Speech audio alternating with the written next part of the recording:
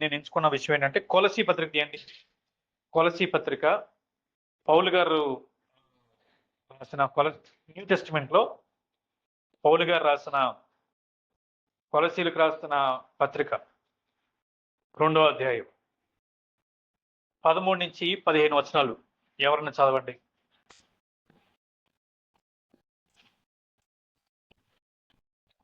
కొలసీలకు రాసిన 2వ అధ్యాయం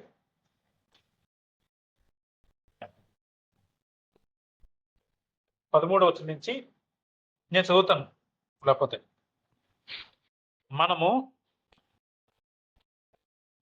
మనము అపరాధము వలనను శరీరమందు సున్నతి పొందక ఉండుట వలనను మీరు మృతులై ఉండగా దేవుడు వ్రాతపూర్వకమైన ఆజ్ఞ వలన మన మీద రుణముగాను మనకు విరోధముగాను ఉండిన పత్రమును మేకులతో సిలువకు కొట్టి దాని మీద చేవ్రాతను తుడిచివేసి మనకు అడ్డము లేకుండా దానిని ఎత్తివేసి మన అపరాధమన్నిటినీ క్షమించి ఆయనతో కూడా మిమ్మును జీవింపజేసెను.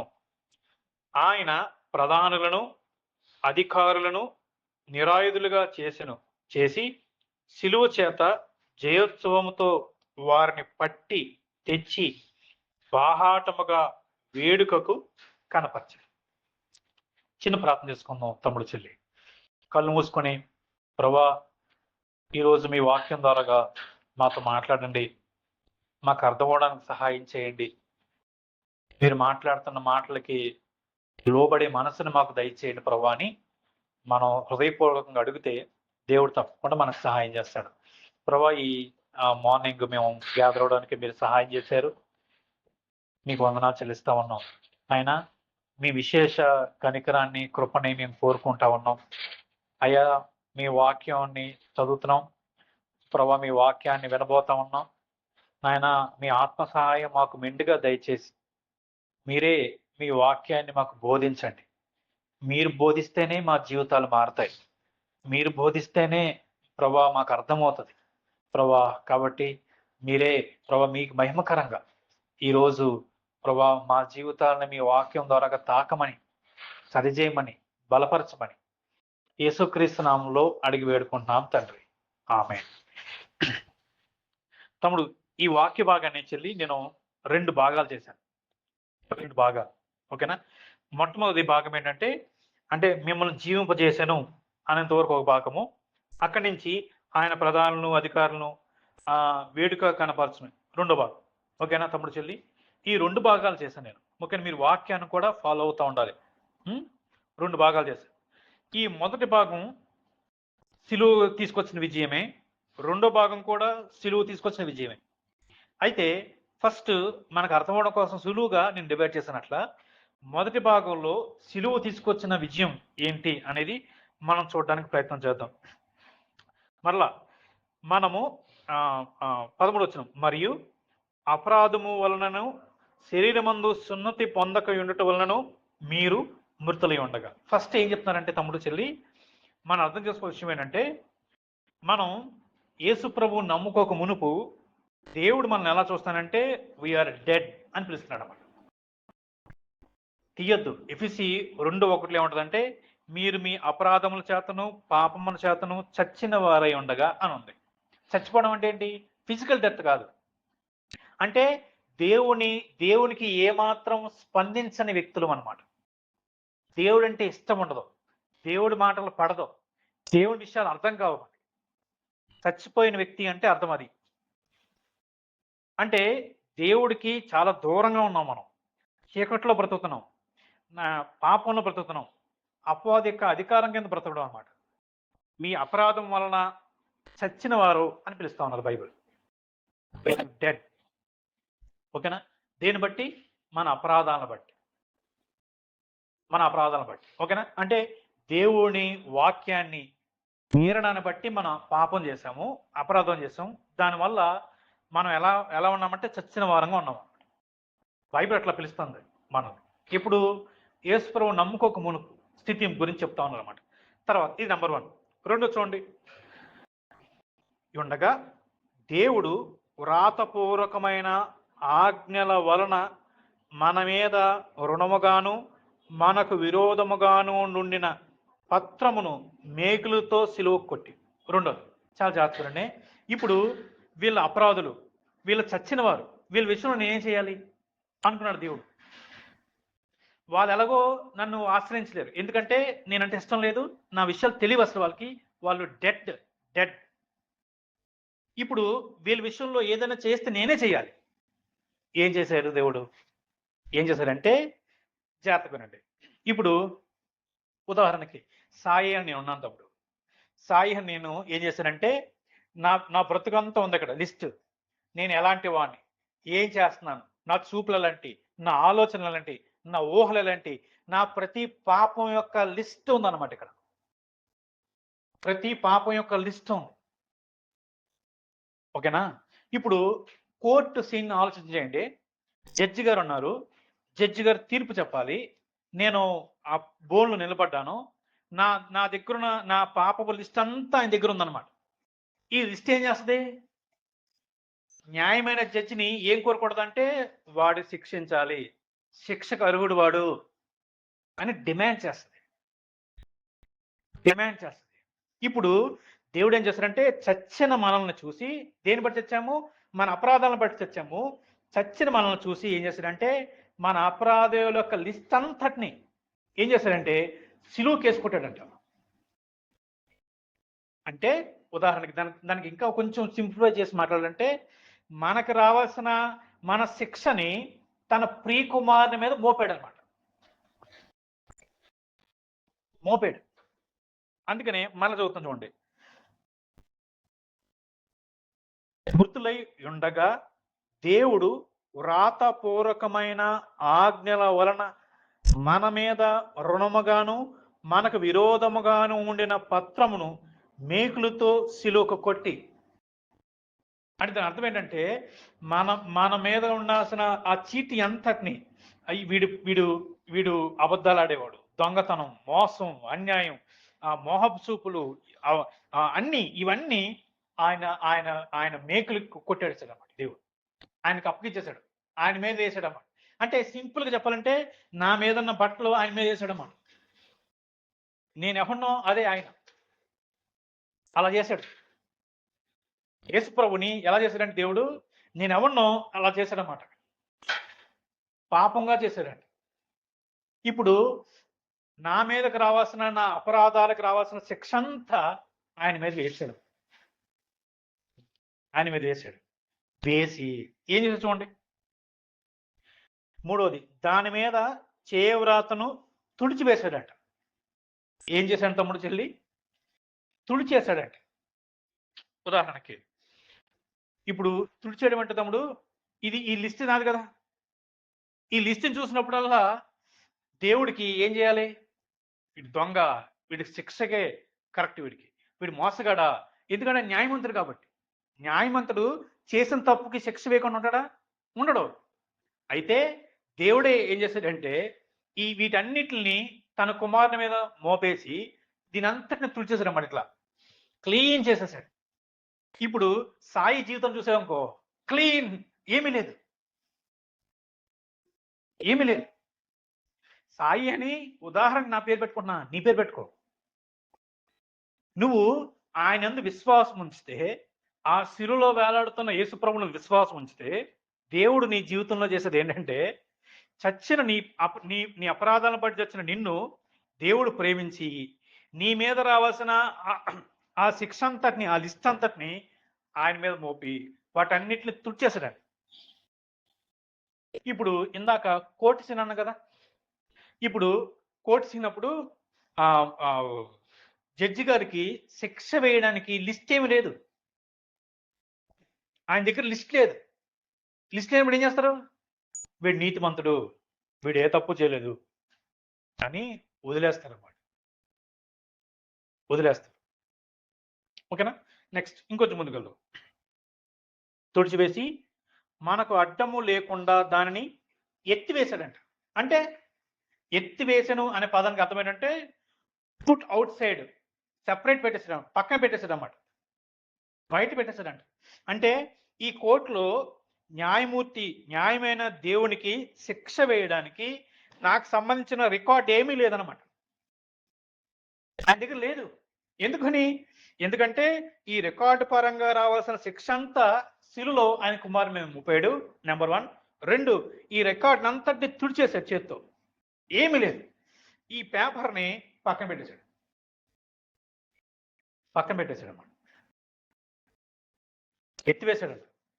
ఎత్తివేసి ఏం చేసి చూడండి, అపరాధాలన్నిటిని క్షమించి ఏం చేశాడు తమ్ముడు చెల్లి? క్షమించాడంట. క్షమించడం అంటే చెప్పండి.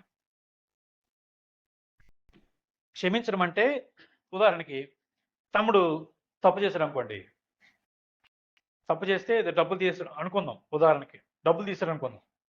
డబ్బులు తీసేస్తాం అనుకుంటే ఇప్పుడు ఈ తమ్ముడు నేనేం చేశానంటే ఈ తమ్ముడిని క్షమించాను అంటే అర్థం ఏంటి? వీడు తప్పు చేయలేదా? చేశాడు. తప్పు చేశాడు నాకు తెలీదా? తెలుసు. బట్ స్టిల్ నేనేం చేశానంటే క్షమించి ఇది వరకు తప్పు చేయకమునుపు ఎలాగైతే ఈ తమ్ముడితో వ్యవహరించేవాడినో ఇప్పుడు కూడా అలా వ్యవహరిస్తాను. ఎందుకని? క్షమించాను కాబట్టి.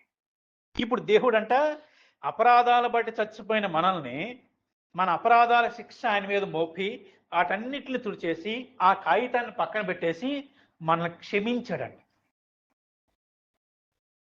మనల్ని క్షమించాడు తమ్ముడు చెల్లి. ఆ మాటని మీరు చాలా జాగ్రత్తగా అర్థం చేసుకోవాలి. దేవుడు క్షమించాడంట. క్షమించి ఇంకేం చేశాడు? ఆయనతో కూడా మిమ్మను జీవింపజేశాడు. స్టార్టింగ్ ఏముంది? మన ఎలాంటి వారు ఉంటాం? మనం మృతులై ఉండగా. స్టార్టింగ్ ఏమో వీఆర్ డెడ్, అంటే దేవుడితో సంబంధం లేని పరిస్థితి, దేవుడికి దూరంగా ఉన్న పరిస్థితి. కానీ ఇప్పుడు ఏం చేశాడు దేవుడు? జీవింపజేసినాడు. అర్థం ఏంటి? We are alive with God. అంటే ఇప్పుడు దేవుడు ఏంటో అర్థమైంది. ఇప్పుడు దేవుడు అంటే ఇష్టమైంది. దేవుడి విషయాలు అర్థమవుతా ఉన్నాయి. మన జీవితం ఏంటో అర్థమవుతా ఉంది. మనం ఎక్కడికి వెళ్ళబోతున్నాం అర్థమవుతా ఉంది. మనల్ని తిరిగి జీవింపజేశాడట. అందుకనే ఎఫెసీ పత్రిక 2వ అధ్యాయం 1వ వచనం ఏమంటదంటే, మీరు మీ అపరాధాల చేత పాపం చేత చచ్చిన వారే ఉండగా క్రీస్తు కూడా మిమ్మల్ని బ్రతికించాడంట. క్రీస్తు కూడా మిమ్మల్ని బ్రతికించాడు. తమ్ముడు ఇందులో ఇప్పుడు చెప్పిన ఇంచుమించుకు 6 విషయాలు చెప్పాను కదా. ఈ 6 విషయాల్లో మన పాత్ర ఏమీ లేదు. ఈ 6 విషయాల్లో మన పాత్ర ఏమీ లేదు. మనం చచ్చిన వారే ఉన్నాం. ఆయనే ఇనిషియేషన్ తీసుకున్నాడు అన్నమాట. ఆయనే మొదట అడుగేశాడు. అరే చచ్చిపోయినట్టు వాడు అని జాలిపడి ప్రేమ చూపించి దయ చూపించి ఆయన్ని బ్రతికించాలి, మళ్ళా నా దగ్గర రావాలి వాడు అని ఆయనే ఇనిషియేషన్ తీసుకొని ఇవన్నీ చేశారు అన్నమాట. బైబిల్లో తమ్ముడు ఫస్ట్ అడుగేసింది దేవుడే. ఉదాహరణకి ఆదామును క్రియేట్ చేసిన దేవుడేనా? 2, వాళ్ళతో తప్పు చేస్తే మొట్టమొదటిగా ఎవరెవరి దగ్గరికి వచ్చారు? ఆదామవ్వ దగ్గరికి దేవుడే వచ్చాడు. అవునా? తర్వాత 400 సంవత్సరాలు దేవుడు మాట్లాడలే. మరలా ఫస్ట్ ఇనిషియేషన్ ఎవరు ఇస్తారంటే దేవుడే. మరలా యేసుప్రభువు వారు ఈ లోకానికి వచ్చారన్నమాట. అంటే మీరు దేవుడు ప్రేమించడం కాదు, దేవుడే మిమ్మల్ని ప్రేమించి, అంటే ఫస్ట్ ఇనిషియేషన్ తీసుకునే దేవుడే. నీ విషయంలో నా విషయంలో, నీ విషయంలో నా విషయంలో. సో అంటే ఎంత ప్రేమో కొంచెం మనం ఆలోచించడానికి ప్రయత్నం చేయాలి తమ్ముడు చెల్లి. ఎంత ప్రేమ చూపిస్తా ఉన్నాడు మన మీద, చూపించాడు మన మీద, ఎంత ప్రేమ చూపించాడు. తిరిగి జన్మ చేశాడు. ఇది మొదటి భాగం. అంటే సిలువ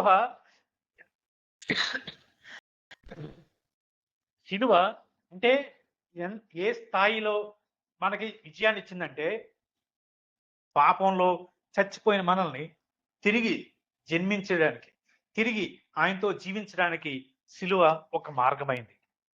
అయితే రెండో భాగం దగ్గరకు వస్తున్నాను చూడండి. ఆయన ప్రధానులను అధికారులను నిరాయుధులుగా చేసి శిలువ చేత జయోత్సవముతో వారిని పట్టి తెచ్చి బాహాటముగా వేడుకకు కనపరచు. ఒకసారి ఎఫెసీ 6 అధ్యాయం తీయండి తమ్ముడు. ఎఫెసీయులకు రాసిన పత్రిక 6 అధ్యాయం 12 వచనం. ఎఫెసీయులకు రాసిన పత్రిక 6 అధ్యాయం 12 వచనం చదవండి.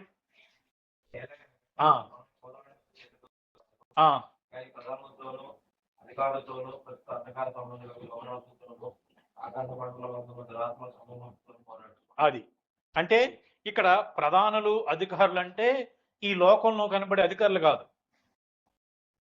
ఎవరు వీళ్ళు? ఎవరి గురించి చెప్తున్నారు అంటే సాతాను వాడి కిందున్న అధికారులు అందరితోనూ. ఓకేనా? అంటే దురాత్మ సమూహాలతో గురించి దేవుడు మాట్లాడుతూ ఉన్నాడు. తమ్ముడు, సాటాన్ ఈజ్ రియల్. అదేమి అభూత కల్పన కాదు. Satan is real. వాడున్నాడు. వాడి ఎఫెక్ట్ మన మీద ఉంటది. మనం దాన్ని నమ్మాలి. అయితే ఇప్పుడు దేవుడు ఏమంటాడంటే శిలువలో అంటే కేవలం మనల్ని మరలా ఆయనతో జీవం చేయడమే కాదు, అపవాదిని కూడా ఓడించాడు. చూడండి ఒక్కసారి యోహాన్ గారు రాసిన మొదటి పత్రిక తీయండి. యోహాన్ గారు రాసిన మొదటి పత్రిక చివరి ఉంటుంది. బైబిల్ ప్రకటన గ్రంథం ముందులో ఉంటుంది. యోహాన్ గారు రాసిన మొదటి పత్రిక 3 అధ్యాయం 8 వచనం. ఏముంది అక్కడ? అపవాది క్రియలను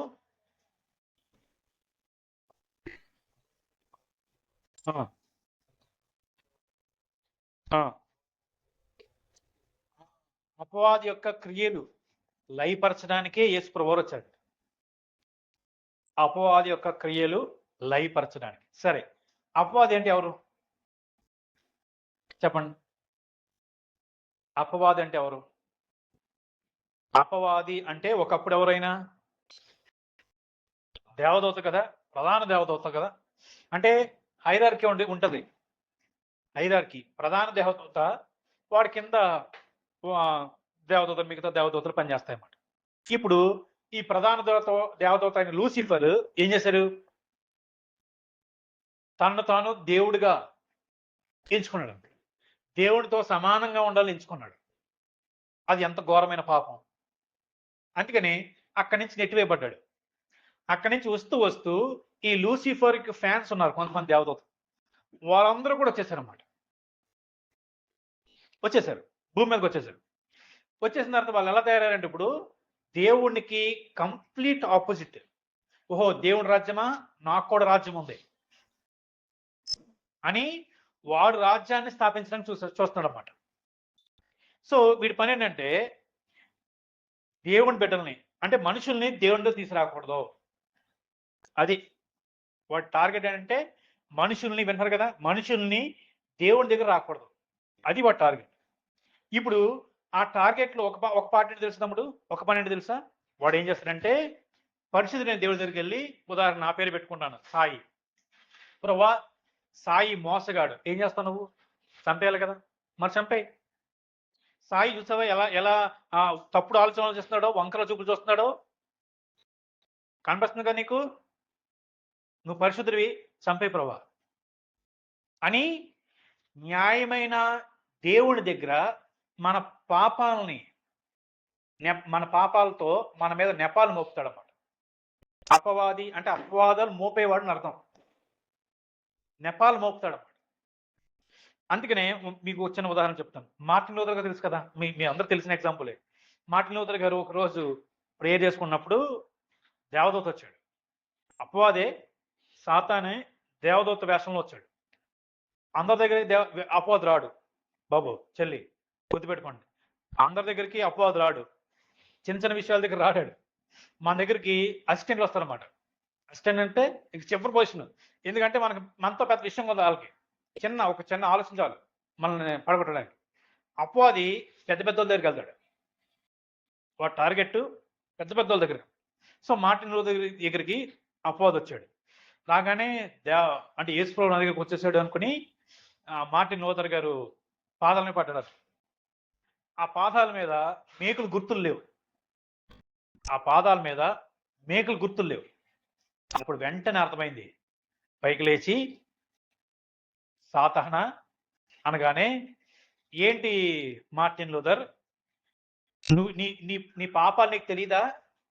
ఇంత ఘోరమైన పాపవి అని లిస్ట్ అంతా చెప్పాడండి, రాశాడండి. ఇంత ఘోరమైన పాపవి నువ్వు బైబిల్ని వెలుగులో తీసుకొస్తావా? బైబిల్ని ట్రాన్స్లేట్ చేస్తావా? అది ఎంత పౌరుషమైన పని, నువ్వు ఎంత పాపవి అని గుర్తు చేస్తా ఉన్నప్పుడు వెంటనే మార్టిన్ లూథర్ ఏం చేశాడంటే, ఆ టేబుల్ మీద ఉన్న రెడ్ ఇంకు తీసుకొచ్చే బాటిల్తో ఇట్లా కొట్టాడంట. కొట్టి, యేసు రక్తం ప్రతి పాపాన్ని కడిగేసింది, సాతాను పో అని వెంటనే బాడీ వెళ్ళిపోయాడు అనమాట.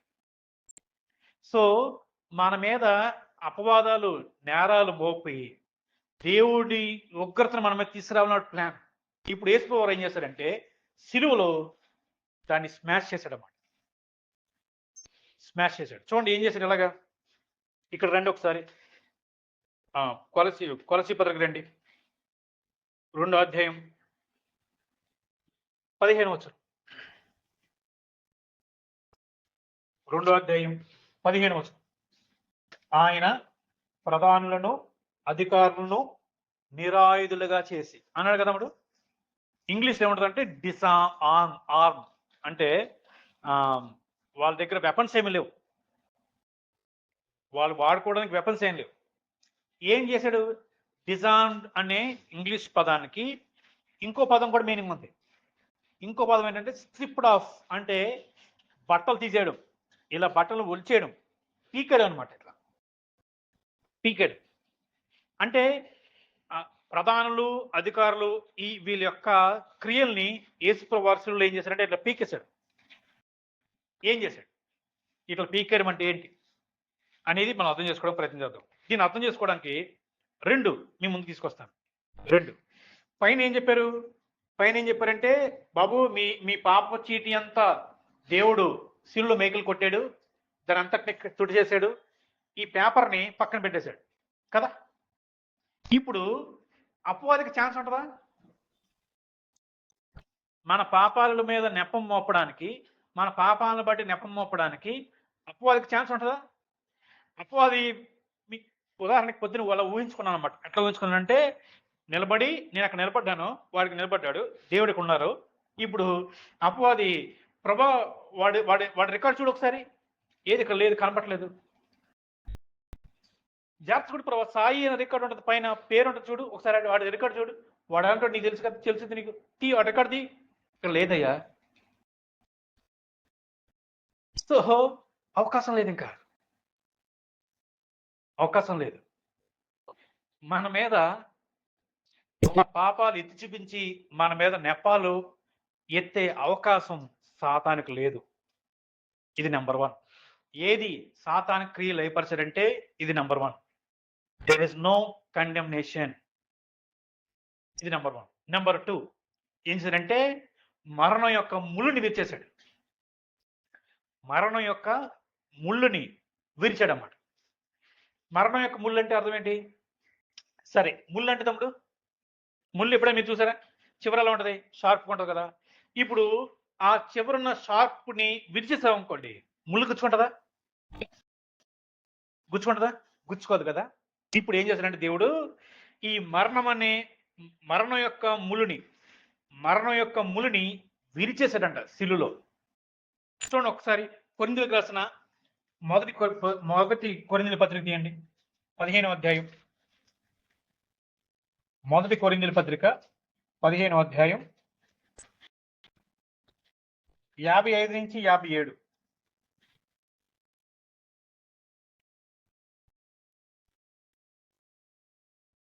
ఓ మరణమా నీ విజయం ఎక్కడ? ఓ మరణమా నీ ముళ్ళు ఎక్కడ? మరణపు ముళ్ళు పాపము, పాపము కొన్న బలము ధర్మశాస్త్రమే. అయినను మన ప్రభు అయిన యేసుక్రీస్తు మూలముగా మనకు జయము అనుగ్రహించుచున్న దేవునికి స్తోత్రము కలుగును గాక. దేవుడు మరణం యొక్క ముళ్ళును విరిచేశాడంట. ఏంటా ముళ్ళు అంటే పాపం. మన పాపాన్ని కలువరిశిలలో మేకులు కొట్టిన దేవుడు ఏ పాపమైతే మనకు మరణాన్ని తీసుకొస్తా ఉందో ఆ పాపాన్ని విరిచేశాడు దేవుడు. ఆ పాపాన్ని కడిగేశాడు దేవుడు. ఆ పాపాన్ని క్షమించేశాడు దేవుడు. ఇప్పుడు మరణం మనల్ని మీద అజమాయిషీ చేయలేదు. అజమాయిషీ చేయలేదు. సరే, మీకు అర్థం అవడం కోసం ఉందని చెప్తాను. ముందు రిఫరెన్స్ చూసిన తర్వాత మీకు హెబ్రీ పత్రిక తీయండి ఒకసారి. హెబ్రీలకు రాసిన పత్రిక తీయండి, 2వ అధ్యాయం 14వ వచనం. కాబట్టి ఆ పిల్లలు రక్త మాంసము గలవారైనందున ఆ ప్రకారమే మరణము యొక్క బలము గలవానని, అనగా అపవాదిని మరణము ద్వారా నశింపజేయుటకును జీవితకాలమంతయు మరణ భయము చేత దాస్యమునకు లోబడిన వారిని విడిపించుటకును ఆయన కూడా రక్త మాంసంలో పాలి ఉన్నాడు. తమ్ముడు, మరణ బలము గలవాడంటే అపవాది. ఇప్పుడు జాగ్రత్తగానే యేసుప్రభువు వారు శిలువలో చేసే విషయం ఏంటంటే, ఒకటి, ఇంకా సాతానికి మన పాపాలు ఎత్తి చూపించి ప్రభువా వీడి పాపి అని చెప్పే అవకాశం ఇవ్వలేదు, దేవుడు తుడిచేశాడు. రెండోది, వాడి బలం ఏంటి తెలుసా? సాతాను బలం ఏంటి తెలుసా? మన మరణం. ఏంటా మరణం? ఫిజికల్ డెత్ కాదు. ఫిజికల్ డెత్ కాదు. ఫిజికల్ డెత్ ఎవరికైనా సామాన్యమే. కానీ ఈ డెత్ ఏంటంటే శాశ్వతంగా దేవునికి దూరం అయిపోవడం. అది లేదు మనకి. అది లేదు మనకి. ఎందుకంటే దేవుడు మన పాపాలు క్షమించేశాడు. మన పాపాల కొరకు ఆ శిక్షని ఆయన కుమారుని మీద మోపాడు. ఇక ఆ పాపం వల్ల వచ్చే మరణం మన మీద పెత్తనం చెలాయించడానికి లేదు. అందుకనే బైబిల్ చెప్తా ఉంది, విశ్వాసిని మరణించడానికిలే, నిద్రించెను అంటది. బైబిల్ విశ్వాస యొక్క మరణాన్ని నిద్రతో పోలుస్తా ఉంది. నిద్ర. ఎందుకు పోలుస్తా ఉందంటే, రేపొద్దున మరలా వాడు బ్రతుకుతాడు, దేవుని దగ్గరికి వెళ్ళిపోతాడు, శాశ్వతంగా దేవుని దగ్గరికి వెళ్ళిపోతాడు అన్నమాట. సో ఎంత గొప్ప విజయాన్ని దేవుడు మనం తీసుకొచ్చాడు, మన తరఫున ఆయన తీసుకొచ్చాడు. అందరూ అనుకున్నారు, అరే వాడు ఒంటి మీద బట్టలను తీసేస్తాం, షేమ్ అనుకున్నారు. వాస్తవానికి ఆయన చేసింది ఏంటంటే వీడి బట్టలు తీసాడు. అపవాది యొక్క వస్త్రాన్ని చించేసాడన్నమాట. ఇట్లా ఏంటది? నా మీద, నా కుమారుని మీద నీ పాపం మోపడానికి అవకాశం లేదు, నెపాలు మోపడానికి అవకాశం లేదు నీకు. 2, నువ్వేదో భయపడదాం అనుకున్నావు మరణం, వాడి మీద మరణం ఇంక ఎప్పుడు పెత్తనం చేయదు. ఎందుకంటే వాడు నా బిడ్డ. ఫిజికల్ డెత్ ఉంటుంది, కానీ దీనికంటే ప్రమాదం స్పిరిచువల్ డెత్. శాశ్వతంగా దేవుని దూరం అయిపోయి దేవుని ఉగ్రతకి గురయ్యే ఆ డెత్ నుంచి దేవుడు మనల్ని కాపాడాడు అన్నమాట. మనల్ని కాపాడాడు. దేని బట్టి? సిలువను బట్టి. తమ్ముడు, చెల్లి, అందుకనే క్రైస్తవులు సంతోషంగా మరణాన్ని ఎదుర్కొంటారు.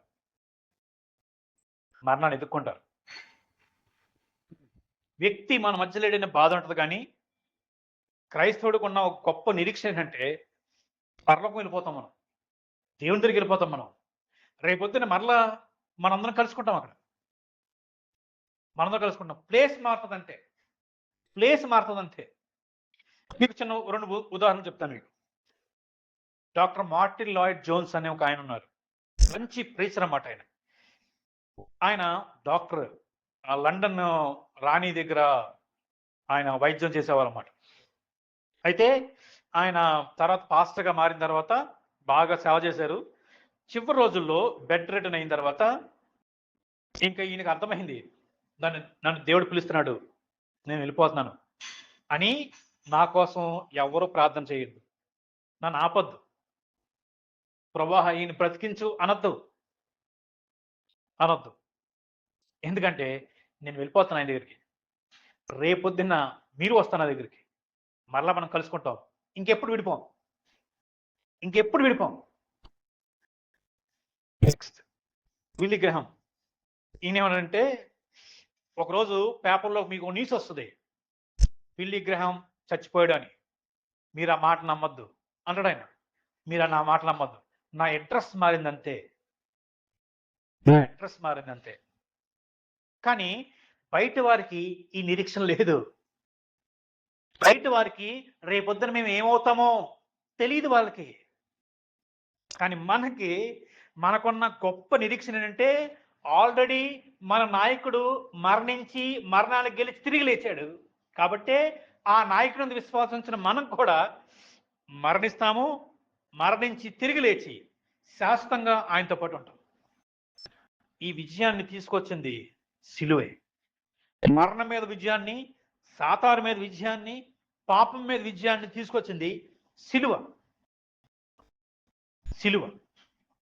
తమ్ముడు, చెల్లి, అర్థమవుతుందా నీకు? నీ పట్ల దేవుడు ఎంతగా ఆలోచించాడో, నీ పట్ల నీ పక్షంగా దేవుడు నిలబడి ఎంత గొప్ప కార్యాన్ని చేశాడో ఒక్కసారి ఆలోచించాయి. ఒక్కసారి ఆలోచించాయి. నువ్వు అనుకుంటున్నావు అది జరిగిపోయిందిరా అనుకుంటున్నాము. ఒక మాట చెప్పండిరా, ఒకవేళ ఈ భూమి మీద తమ్ముడు, చెల్లి, ఈ భూమి మీద నువ్వు ఒక్కదాన్ని ఉన్నావు అనుకో, ఒకవేళ పాపం చేసావనుకో, నీ కోసం కూడా వచ్చి మరణించేవాడు ఆయన.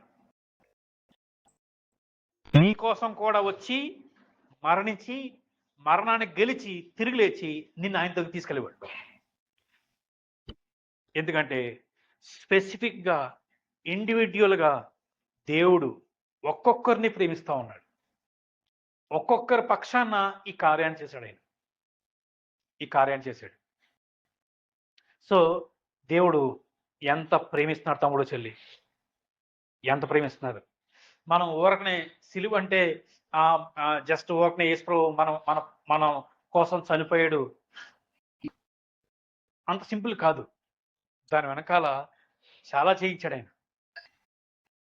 చాలా ఉంది. వీళ్ళనుకున్నారు మేము చంపేసాం అనుకున్నారు అంటే సింపుల్. లోకం అనుకున్నది యేసుప్రభు చనిపోయాడు అనుకుంటున్నారు సింపుల్. కానీ దాని వెనకాల ఆయన మరణం ఎన్ని తీసుకొచ్చిందో అది అర్థం కావాలని దేవుడు ఆశపడతా ఉన్నాడు.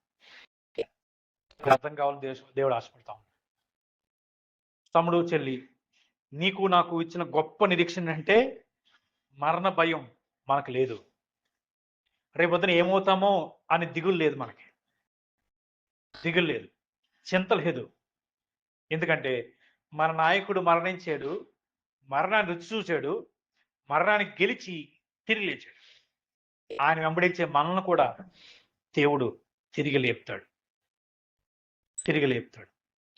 కాబట్టి సిలువ తీసుకొచ్చిన జయం అది.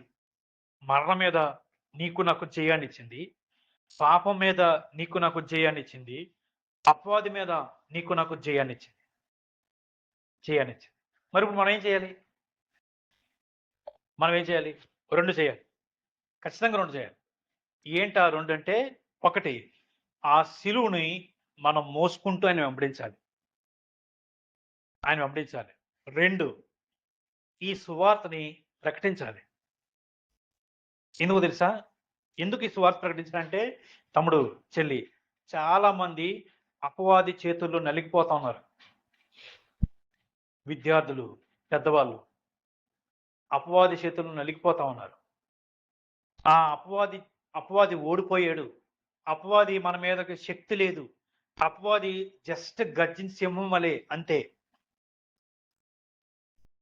అని కొద్ది మందినైనా వాడి చేతుల్లోంచి మనం, వాడి రాజ్యంలోంచి మనం దేవుడి రాజ్యంలోకి తీసుకురాగలిగాం. సువార్త ప్రకటించాలి. మనం వెంబడిస్తూ ఇతరులకి ఈ రక్షణ సువార్తను ప్రకటించాలి. మీకు తెలుసా, పాప క్షమాపణ కొరకు ఎంత త్యాగాలు చేస్తున్నారు చూసారా? ఒళ్ళు నలకొట్టుకుంటున్నారు, డబ్బులు ఖర్చు పెడుతున్నారు, ఎక్కడికడికో వెళ్తున్నారు, కానీ లోపల మనశ్శాంతి లేదు. ఎందుకంటే ఇవేమి పాపాన్ని క్షమించలేవు. ఒకే ఒక్కటి, యేసు ప్రభు సిలువ. ఆ వార్త తెలిసిన నీవు సైలెంట్గా ఉంటే, ఆ వార్త తెలిసిన నీవు గమ్ముగా ఉండి ఎవరికి చెప్పకుండా ఉంటే, దేవుడు నిన్ను లెక్కడుగుతాడు.